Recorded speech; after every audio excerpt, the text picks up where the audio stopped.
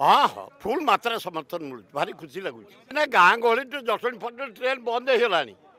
खबर आसला जटणी बंद पुरी बंद ब्रह्मपुर बंद कटक बंद केवल जबरदस्त भुवनेश्वर चलते एठू जा बारगार ट्रेन रमें जो देखुचु 2000 खंडे एकाठी जबरदस्त पशु